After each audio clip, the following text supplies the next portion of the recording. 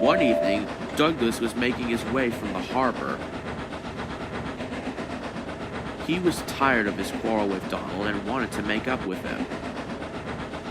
As he passed the station, he heard a boy call to his friend, "Stop being such a drip, Greg." Douglas was perplexed. He'd never heard his driver and fireman use the term drip before.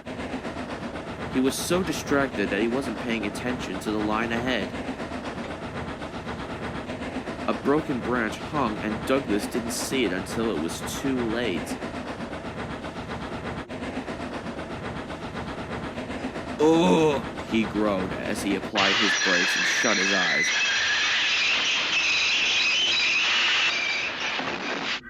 The branch hit his smoke box, broke away, and crashed to the ground.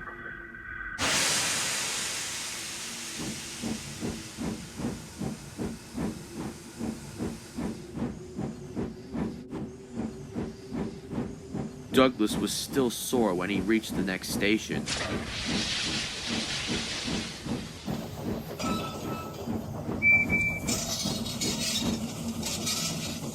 "It's your own fault," snorted Donald rudely. "You should have kept a better lookout.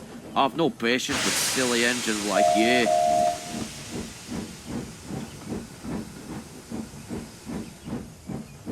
Douglas was cross and instead decided to talk to Duck.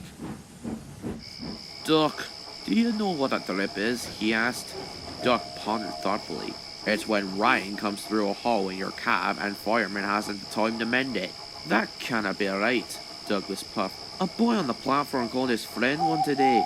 I'm sure he couldn't fit through a hole in my cab." "That's different," interrupted Donald. He was tired of being ignored and wanted to make himself heard. "The boy's friend was probably being silly or a spoil sport." There was a long pause. "So if you stopped me from doing something nice, Donny," Douglas said at last, "would you be a drip?" "You're the drip," snapped Donald. "Now stop talking nonsense and go to sleep like a sensible engine." But Douglas didn't go to sleep. Instead, he thought about how to pay Donald out. The next morning, winter had come to the island of Sodor. The snow was heavier than usual, and there were many lines blocked. Donald and Douglas made their way to the station. Every winter, the twins pull a special train along the main line. Donald usually faced front and pulled the train to Vickerstown, whereas Douglas faced backwards and pulled the train back to Knapford. But today, the twins were in a bad mood and decided to swap places. The twins set off up the line before reaching the junction for Thomas's branch. "Hey, Dougie, how about we head up to Thomas's branch line?" said Donald. I don't think so, Donald," said Douglas. "But it would be really useful to clear a path for Thomas." "I think it's better if we stick to the main line for now."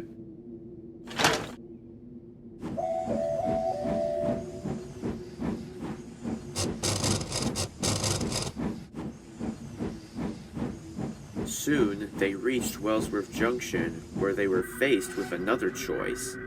And this time, there was trouble. "Now then, Donald, what do you think?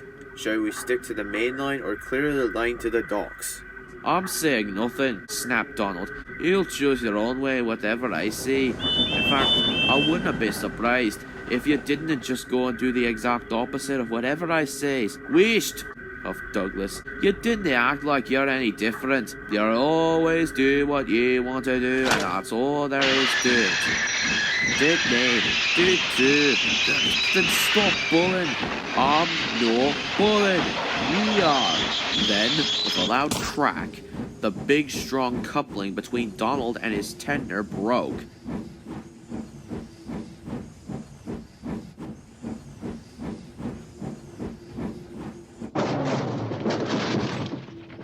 Douglas had left Donald behind.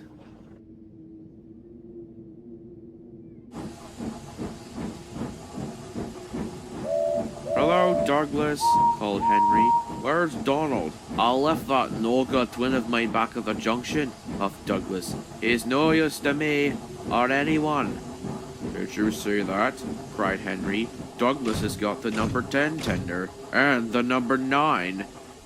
Meanwhile, Donald was sitting sadly in a pit. His driver was speaking severely to him. "This wouldn't have happened if you had cooperated with your brother," he said. Donald knew he was right. Then James puffed up. "Hello, Donald," he puffed. "Where's Douglas?" "I don't know, and I don't care," snapped Donald. "Ugh, we've parted ways, that's all." "But what about your tender? Do you need some help?" "Ugh, no. I'm fine, James. I'm just cross at my twin. Away you go." "Okay, Donald, if that's what you want." And he puffed away with Donald's crew on board. Donald was fine for now. His firebox was still warm enough to melt the snow. Meanwhile, all the way on the other side of the island, Douglas was doing a grand job of clearing the tracks. He stopped at Crovan's gate to fill up with water. Then, Henry puffed up alongside him. "Douglas," he said, "do you know you're pulling two tenders? You've got Donald's tender at the back there behind your coach. The coupling must have broken." "What? How? Don't you mean I've got all my brother's coal and water?" "That's right, and Donald is stuck out there in the snow." "Don't worry, Donny, I'm on my way." And he steamed off as fast as he could. Donald was without his driver and his fireman, and there was no warmth left in his firebox. But Douglas was determined to find him again. "Donny! Donny! Donny! Help! Help! Over here!"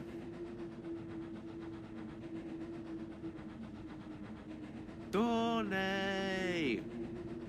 "Oh dear, I'm gonna be stuck in here forever. No one will ever find me here. I wish my twin was here."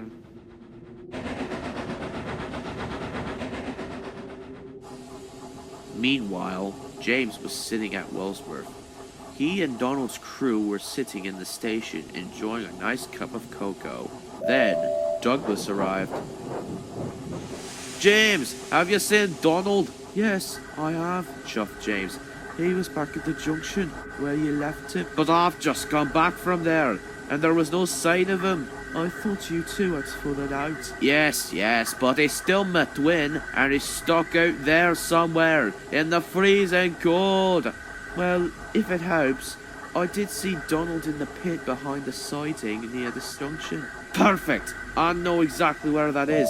Thank you, James."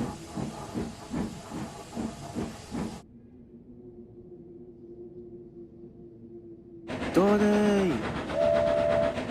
Donny! Dougie! Dougie! I'm over here, lad."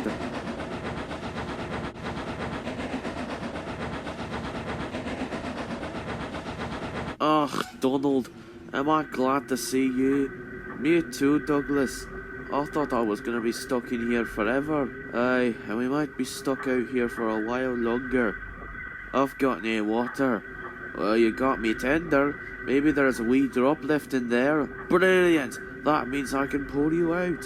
"We'll soon get you warmed up again, Donny." "Ugh, just knowing that me twin came back for me has already warmed me up." So Douglas's driver removed his snowplow, drained all the water out of Donald's tender, and poured it in Douglas's tender. Then, with much puffing and wheel slip, Douglas pulled his twin out of the pit. He was relieved Donald wasn't hurt. "Thank you," Donald said, "and I'm sorry." "No, I'm sorry," said Douglas. "I'm sorry," insisted Donald. Then suddenly both twins laughed. "I guess we're both sorry," chuffed Douglas. "Aye, but we don't have to have a row about who's sorry," chuckled Donald. "We should just be glad we're back together." And they were. So Douglas shunted Donald to the works to have his coupling repaired and his tender reattached.